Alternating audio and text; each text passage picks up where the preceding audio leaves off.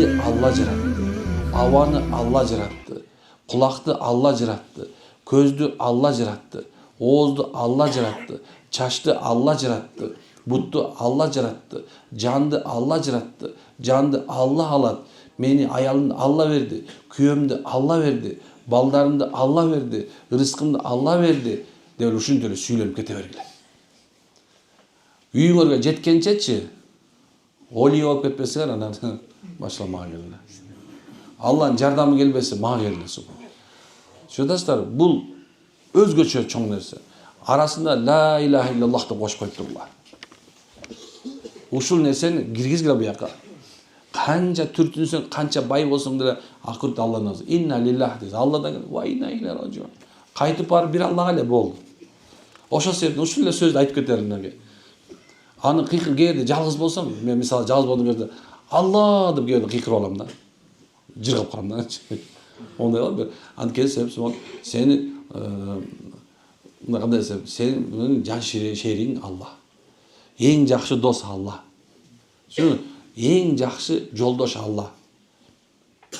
Эң жакшы бул жолдо жүргөндө сага дос болгон Алла. Андан башка эч ким жок. Ал үчүнчүсү стресстен чыга турган. Зона комфорттон чыгып койгула. 3 күндүк даватка барып келе, же умрага барып келе. Кыйналып келгиле бир аз. Кыйналбаган адамга шайтан оңоюраак жабышат.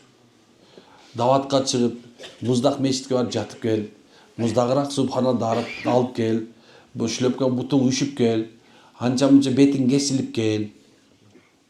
Сонун болот машалла. Алланын жолу эми эң жанагындай эми умрага барганда мен азыр эми баарыгар эле акча бар экен, коротсоңор сооп болот. Эконом пакет менен барып келечи. Мекке менен Мединанын ортосунда эме болбосун.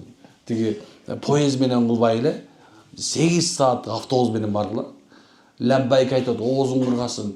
Баягы эме ихрам мод эки жак кыймылдат. Бу эки эми бутуңдун жүндөрүң бар тытылып, бояң бар деп баса албай калсын. Бутуң ичинде мозоль болсун, эки мындай шлепканы кийип боякчан мезип мындай.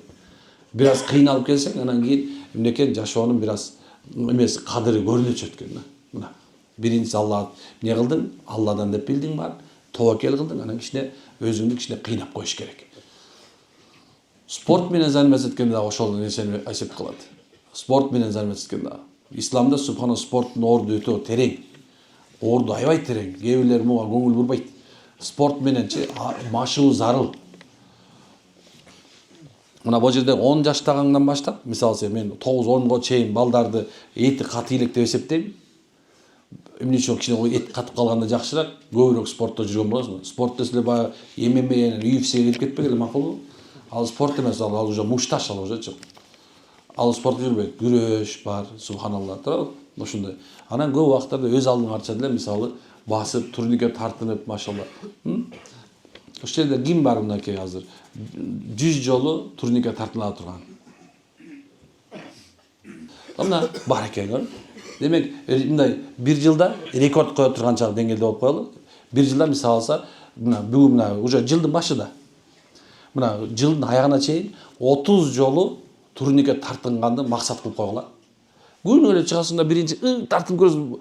Анча-мынча баягы эме болосуң, колуңор терде жел чыгат, проблема. Бирок субханалла экен уже жылдын аягында минут акырында субхан тартылып калат экен адамчы. Мына аракетте.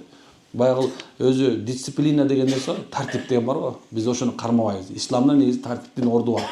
Баш ийүүнүн, анан тартиптин орду аябай чоң. Мына ошого көңүл бурула, машалла. Сапарда жүргөндө 5 убакыт намаз кандай окулат? Кыскартылып окулат. Парз намаздар 2 рекетке айланат. 4 рекеттер 2 рекетке айланат. Шам намаз толук окулат. Витир важы окулат. Ал эми эгерде мүмкүн боло турган болсо, Ханафиде бизде эмнекен баардык сүннөттөр менен кошо окулат. Айылымда үстүнөн кармап алган жокмун. Бирок ышкырып патчылы жиберип атканын көрдүм. 2 ай өттү. İçten çıkpay ajıraштым. 4 balam var. 2 ay özümdü oңоюн dedim. Бирок кыйналып кетип келдим. Аялымдын үстүнө кармап алган жокмун, бирок ышкырып патшылый жибере атканын көрдүм дейт. Сизде чоңор маселе экен, субханалла. Бир убакыт негизи бир нерсе бар да, мен дайым айтам муну. Бир окуя бар. Hazreti Umar radıyallahu anh'ın zamanında hayatı sahabada gelet. Bir adamdı, Peygamberimiz bir ayaldı, bir adam güyösümünde aytkanda. Peygamberimiz de südürüp suyurup baratkanı görüptür. Çaştan alıp, kayga baratasın bunu? Dep Umar sorasa, bunu men Peygamberin aldına alıp baratam. Bul şunday bir oynaştık kılıptır degende bayağıl мындай карап, муну сен билесиңби, сенден да башка ким билет деп сураптыр. Десе, эч ким билбейт десе, баял адамды тескерисинче азыр көмөлө турган экен. Пайгамбар түрү тур жогол дептир. Нормально жаша деген экен да. Баргын. Алла жашырган нерсени ашкере кылба деген. Кээ убакыттарда бул мен ушул нерсени карайм дагы, чын-чынына келгенде кээ бирде шайтан деле, кээ бирде субханалла сиздин күмөнүңүз деле, балким психологически ооруп аткандырсыз. Балким субханалла өзүңүзгө өзүңүз батпай жүргөндүрсүз. Мында караш керек да. Аны ошол жерде мисалы азыр мен сизди көрүшүм керек. Мисалы сиз аны мага көрүнсө, мен сизге эгерде сизде окутулган нерсе бар, же стресс экенсиз деген болсо, мен ушунун башы сизде бар деген сөз. Сиз жөн эле балким жегени эме кылып койдуңуз. Бияқта да көп эле жүрүшпөйбү, жанагындай мен эме кылдым, көрдүм, анан тиги жерде бирөө менен жатып алыптыр, болсо кемпири, же болсо тиги эмеси өзүнүн жанында эле жатат. Ошол себептен этият болуңуз, болобу байке. Макулбу, бул жакшы нерсе эмес. Андан көрөк барып кайра жашаганга аракет кылыңыз. Ушундай нерсе. Балким башка жанында аялдар кетип барса, өзүнүн аялына патшалай жиберген, кайдан билесиң? Ушундай нерсе да, күмөн деген нерсе шайтандан, күмөн болбогула. Күмөн болбогула, макулбу? Биздин шаарыбыздагы парктарда кызыл дүйнө же комната смеха дегендер көбөйүп кетти. Карасаңар түз эле шайтандын үйү азгыры деп ойлойм. Ушул нерсени жок кылып койсо болбойбу? Же сизге окшогон таасирдүү адамдар аракет кылса жоголот беле? Эми мейли, ал эмне болмок эле. Ал оюнчук эле да. Анан эми субханалла баягы Афганистан кылып шарт эмес. Биз эме эмеспиз да, мындай фанатик деп коебуз андай. Кээ бир нерселер бар ал. Мисалы Диснейленд деле турат, барып атпайсыңар, Дубайга деле барып атасыңар. Ошол бул жөнөкөй эле оюнчук. Анан баары эле мындай деп чыга калган нерселер болсо эле шайтан экен деп ойлобогула да туурабы? Анча-мынча эмоция көтөрүп коюш керек болот кээ бирлерге. Эмне кылабыз эми? Бул нерсе эме эмес. Анан эми чынында жанагындай менге тамашалап айтып берем да, мына машинеге май которгону барабыз го. Карасаң мындай бир жып-жылаңач аялды май көтөрүп коет го. Аны ойлойм да, тут при чем бул аял, майгачы. Эмне тиешеси бар май менен дейм да. Мына ошондойду алдып койгула деп айт десең, мына улуу урматтуу мына май саткычтар, жанагындай бир соода кылып аткандар, рекламага жылаңач аялдарды койбогула. Бул күнөө болот. Адамдардын көздөрүнө зына кылдырып атасыңар. Бул ар жагында субханалла, мисалы албетте маркетинг деп коюп атасыңар. Бирок эмне экен, мунун аркасында күнөө бар, үммөттү бузуу бар деп айтмак. Мына ушунду айт десең, анда айтам. Прям комната смеханы жок кыл десең. Чотам. Кээ бир нерсе бар. Көбөйүп кеткен нерселер. Ассаламу алейкум, күйөөм мен уруша берем. Урушпаңыз жерге, машалла. Күйөөңүз сыйлаңыз. Көбүнчө акча маселеси менен аял киши акчага тойбойт. Тапканын чогултуп мага берип көргөзбөйт, көргөзүш шарт эмес. Мага акча бербейт, бериш шарт эмес. Өз муктажын өзүм табам десе, анда туура эмес. Бул эркек бериш керек. 4 балабыз бар. 4 баланын нафакасы эркектин моюнда, кийими, тамагы, жатаканасы, окутуусу, акырында аял апертүү бөлүшү эркектин моюнда. Күнүмдүк расходторум көп. Күйөөңүздүн уруксаты менен расходтосоңуз жакшы болот. Ошого деле бирок шүгүр дейин, мына жакшы аял экенсиз. Менин акчам бирок чогулбайт, аялдык эч качан чогулбайт. Мүмкүн эмес, расходуңуз көп экен. Күйөөбүз экөөбүз бөлөк мамлекеттей да дейт. Мамлекеттей да ошол туурабы жок. Субханалла. Сиз негизи өзүңүз шариятты талап кылгансыңар, шарият келди да мынакей. Негизинде мурун мындай болот да. Эркек кишиге аял акча таап бериш керек эле. Бирок азыр тең укуктуулук мынакей сиз да өзү иштеп атыпсыз, тиякты иштеп атат. Сиздин акчаңызды тияктыкы, сиздин өзүңүздүкү дегендей. Субхана эч ким тартып ала албайт. Керек болсо чоң мектептер бар, баягы айта турган болсо, мындай башкача жашап калабыз бизчи. Азыркы эле өзүбүздүн жашообуз жакшы. Азыркы жашообуз дегенибиз исламдагы илгертен ата бабабыз келаткан үрп адатыбыз менен жашап атканыбыз эле туура. Кээ бир жерлердечи. Болбосо аз укукту сурай турган болсоңуз, азыр бул жерде силердин жашооңуз мындай туура эле жашоо катары көрүнүп калат азыр. Бирок чын-чынына келгенде аял киши күйөөсүнө баш ийүүсү жакшы, эркек киши өз үй бүлөсүнө адалдан нафакасын бериш керек. Кимдеги мисалы өз акчасын таап тургандан кийин мен акчам өзүмө гана өзү кийине турган болсо, бирок балдарын кийинтпесе күнөө болот. Мен билем, баянчы бизде деле байкелер бар. Өзү айлык алганда зыңкыя тоюп, анан кийин холодильникке жанагындай фисташканы алып келип коюп, тийсеңер көрөсүңөр деп эч ким тийбейт. Өзү отуруп алып фисташка менен футбол көрөт экен да. Ушундайлар да бар. Өзүн ушундай сүйөм мен, өзүм үчүн жашашым керек десе, анда субхан андай эркектер шарият боюнча аял киши мындай айтканда молдого барып арызданып, ага ушундай жанагындай жолун тапса болот. Бул шарият. Чын-чынына келгенде эркек кишинин милдети бул. Аялынын кийимдерин, бай болсо 4 мезгилге, кедей болуп колуна жок боло турган болсо мүмкүнчүлүгүнө жараша баласын да аялын кийгизиш. Тамакты болсо субханалла ашепке кылбастан өзүнүн нормасы менен шариатка ылайыктуу кылса болот. Ошондой эле жок, болду айтты, үйдөн эле тамак аш керек эмес. Мүмкүн кез-кезде алып кафеге чыгарасыз, кино көрсөтөсүз. Мунун баардыгы деги эркектин амрында болот. Аял киши дагы, балдар дагы атасынан сураныш керек. Ата, биз ушундай кылалы деп атабыз, уруксат берсеңиз деп. Атасы эми уруксат берсе кылган жакшы. Анан эми кээ бир эркектер бар, тоңмойн, өзүнүкүн бербеген, жумоттор бар андай. Эми андай болсо акырын айтпай барып келсең болот.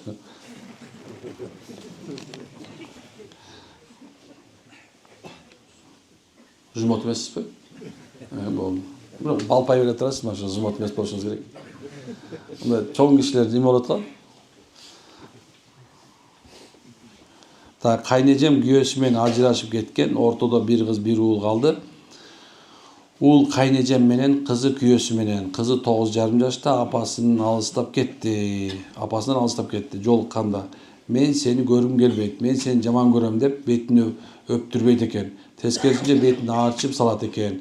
Керек болсо фу деп айтат экен. Ошондо кыз окутулган деп айтсак болобу? Кара дубасы барбы? Кандай кылыш керек? Кара дубаны tutпурчум. Экөө ажырашты, бирөөнүн жамандады. Бул атаң шүмшүк деди бирөө, тиги болсо энең шүмшүк деди. Ал бала да, суу да ал. Ага эмне краска койсоң ошол оңду ала берет. Ошол себептен айтам да, мисалы алса, мына эркек менен аялчы бирде ар нерсе менен ажырашасыңар. Анан акмакчылык бат эле да. Өкүнүч деле бул жерде турат, аркы эле көчөдө турат.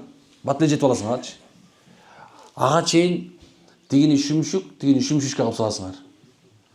Ушундай даты ал балдар дегенде бул жана бала бул тамырчы болот. Кимди күчтүүрөөк болсо ошол жакка ооп кете берет. Кимден тамак жесе ошол туура дей берет.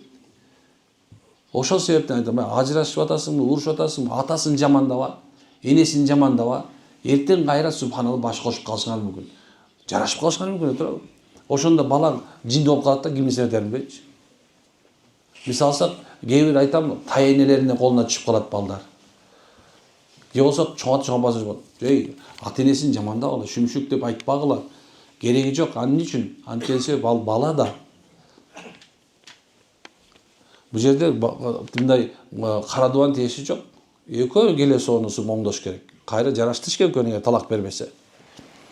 Жараштырганын соогу миллион. Ажыраштырганын күнөөсү миллион.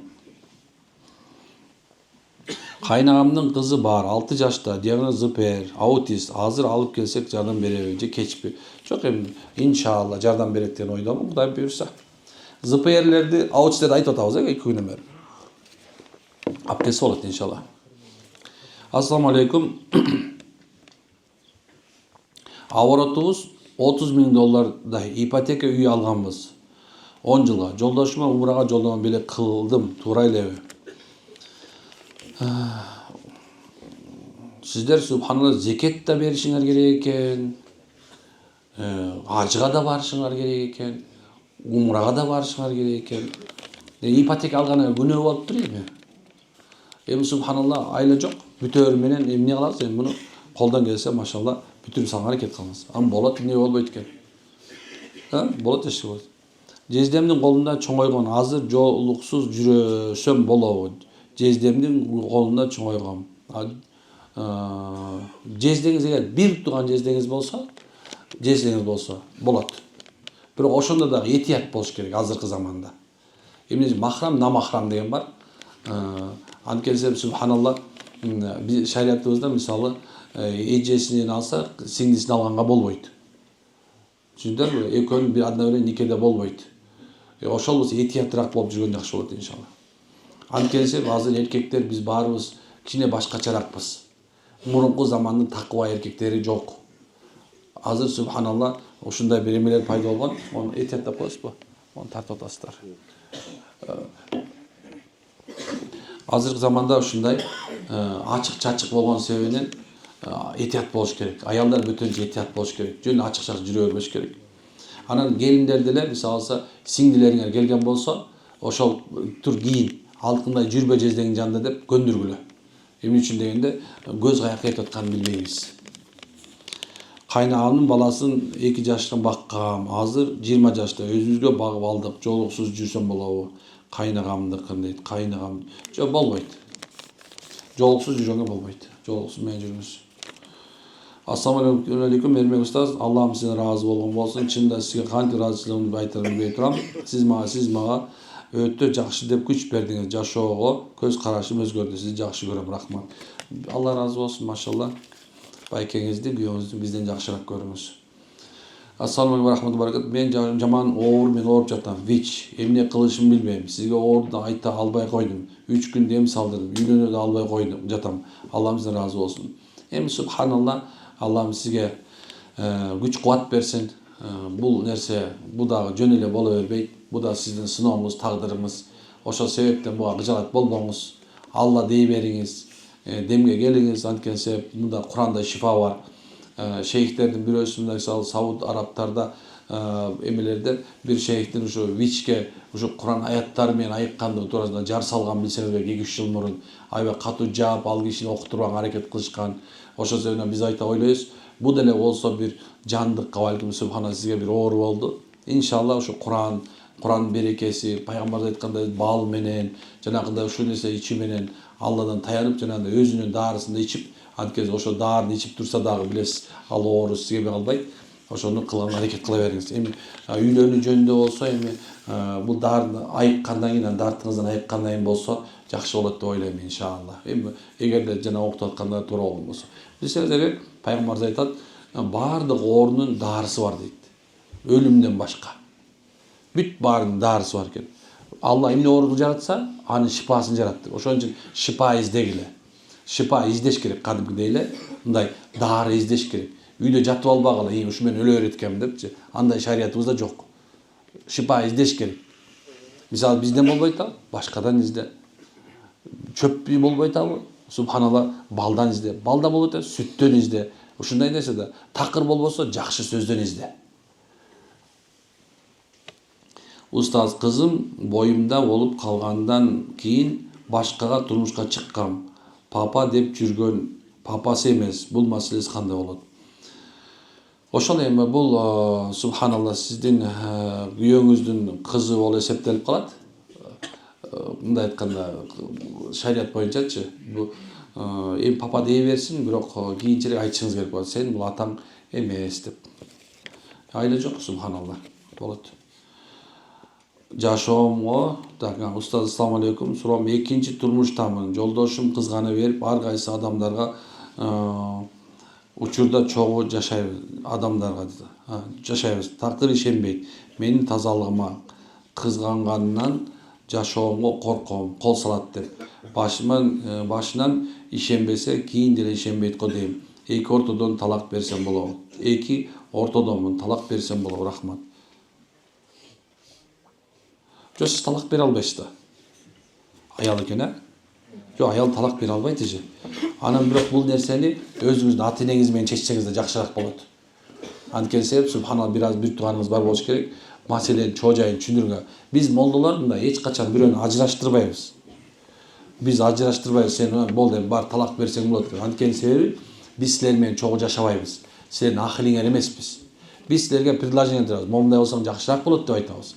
Ал эми чын-чынына келгенде сиз бул баланын күйөөңүздүн ата энеси, анан сиздин ата энеңиз бир туугандар чогулуп ушундай маселе болуп атат десеңер, тигинин кемчилигин билет, сиздин кемчилигиңизди тиги билет. Экөө ортодон тыянак чыгарып, кой жашагыла же тигине мындай кыла десе туура болот.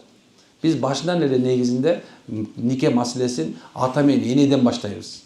Эркек менен бала менен кыздан башталбайт. Эми бирөөнү таптыңбы деген суроо бар го жерде. Ой, эми мындай бирөөнү тийгенге таптыңбы? Ой, бирөөнү алганга бирөөнү таптыңбы деп бирөө менен сүйлөшүп жүрөсүңбү деген сөздү сүйлөгөн ата эне бул динден алыс ата эне. Имандан, ынсаптан алыс ата эне болсун. Ай, баландайдын кызы бар экен. Баландайдын уулу бар экен. Ошол жакшы үй бүлө. Ошонун кызын ал. Ошонун баласына тий десе, мына бул туура сөз болот. Көрдүкпү? Эмне үчүн эле мына эртеде улуу тажрыйбалуу адамдар сиздин жашооңузга келип кийлигишти. Мына эми сиз экөөңөр баш коштурду, машалла, эми ар жагын очар бачар болуп жашап кетүү силерден болот. Эгерде бир нерсе боло турган болсо дагы, эмне болду? Машалла, чече турган ким болду? Ата энелер да, эмнеси бул? Бул эмне кылган деп, бай ынсапка чакырса болот деп айтабыз. Аны азыртан башынан эле субханалла, баягы кородон кой тандагансып, тиги кыз чөткү экен, тиги мощный экен деп, ар кайсыга тие берип, ар кайсысын ала берип, билбейт ал деле кайсы кородон экенинчи. Арашамбы, же дагы эмне экен кайдан билесиз? Каны кандай, кайсы каны билбейт да, ата энесин билбейт, алкашпы, нашакорбу, жанагындай бир эме билбейт да. Негизи өзү ушундай да. Мен баягы тамашалап атам, бирок ошо айтайын деген нерсем ушул. Неке ата эне деген субханалла бул нерсени тандашы зарыл. Ошо ата энеге экөө отуруп чечиш керек болот. Түшүнүктүү болдубу бул жагы? Идеальный аял, идеальный эркек деген болбойт бул дүйнөдө. Нету такого. Издебей эле болгула. Бирөөнүн башы чоң болсо, бирөөнүн башы кичинекей болот. Бирөөнүн мурду чоң болсо, бирөөнүнкү кичинекей болот. Карасаң, бул дүйнөдө субханалла сен ойлогон мындай идеальный бирөө бейиште хурлар алар. Бейиште хур-кыздар алар ошол жерде болот. Маржанда баягы чачылып кеткен берметте болгон жигиттер бейиште болот. Биякта жок. 33-те болот. Иса пайгамбардын жашында болот деп айтат алымдар. Бейиште идеальный болот, бирок биякта жок. Ошол себептен субханалла некен тапкан табалакты эле тапканына тийиш керек сразу эле. Бир эле эмеси болбосун, субханалла. Мындай карап көргүлө, биринчи сүйлөп атканда сөгүнбөсө, оозуна сигара чыгып, у янан насыбай салып алса эле болду. Оңолот иншалла.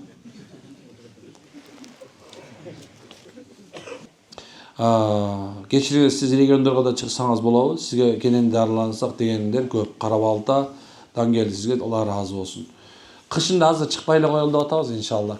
Ага чейин барып эле атабыз, Көлгө бардык, Нарынга бардык, Ошко бардык, Жалал Абадка бүт эле барып келип атабыз. Бирок кышында сизде момча киши болуп калат экен да аякта дагычы. Биякта кичине анча-мынча шарт кылдык да, жылуураак жакшы болот. Башка жакта мынча шарт түзө албайт экен. Ошон үчүн азыр региондорго чыккан жокпуз. Иншалла жаздан баштайбыз деген оюбуз бар, Кудай кааласа. Иншалла. Экөө калды, бүтүрүп коеюн. Мен үй бүлөмө, балдарыма дуа кылып коюңуз. Бүгүн сотум болмок. Дуа кылып коюңуз. Алла ыраазы болсун, шифа болсун. Ушул жерде баарыбызга амин. Аллахым баарына жеңилдик берсин. Бул катты окумай болбой эле. Устаз, мен Нарын шаарынан келдим. Бул суроо менен кичинемден бери кыйнап келет. Мен бала кезде эле чоң энем айтчу эле.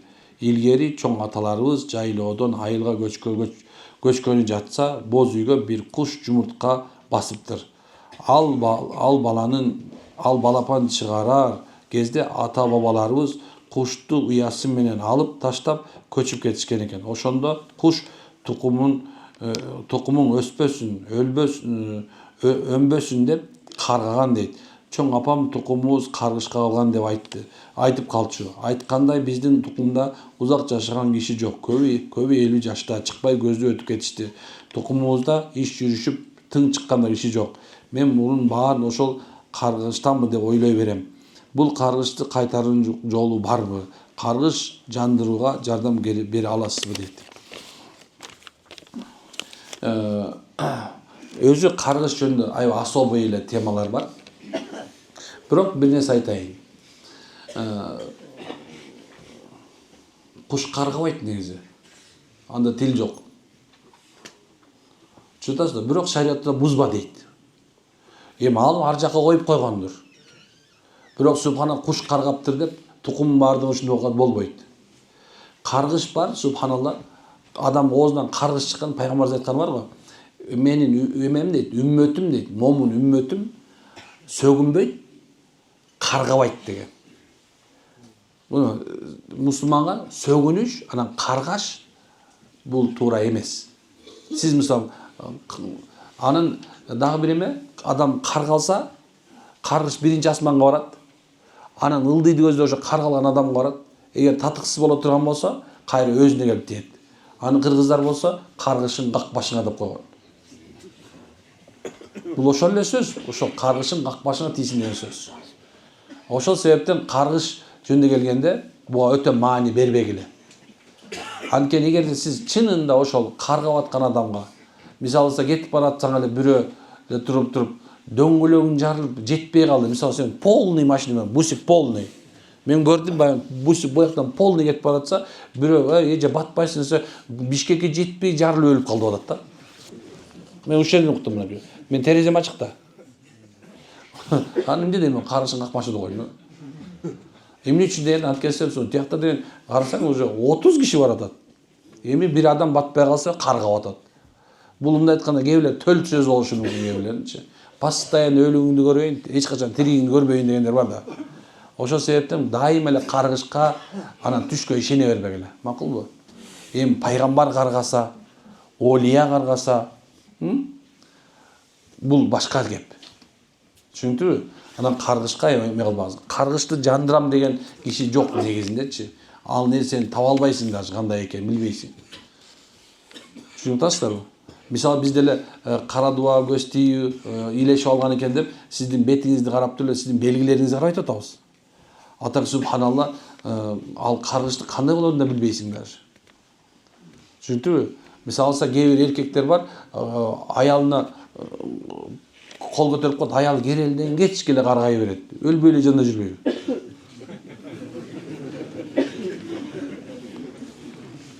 Каргалбаган эркек жок бул жерде.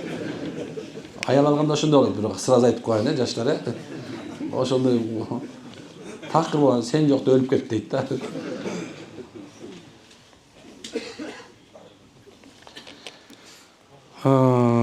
Ассаламу алейкум. 2008-2026 сынову же эмне билбейм. 2 үй жогот.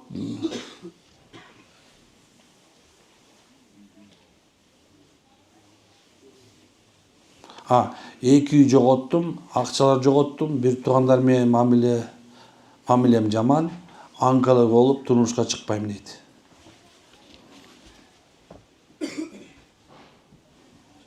Ошондо. Ой, тагдырыңызда жок болсо жоготосуз да, акча да жоголот, үй да жоголот. Рызкыңызда убактылуу экен да значит. Эми бияна шүгүр айта бериңиз. Аллахым сизге шипа берсин. İnşallah şifa verir, жақсы güye versin inşallah. Tamam? Başka ne diyeceğim? Ошол Allah'ım razı olsun. Biraz bolsa da kişine yürekten tinçip kaldı hoş gerek. Allah'tan bazı iman hidayet versin. Amin. Allahümme salli ve sallim aleyh. Allah'ım şöyle duran bazıga şu aytılan meselelerge köngül buruşka mümkünçülük bergin. Allah yürekten iman hidayet bergin. Ekine güzel kılan.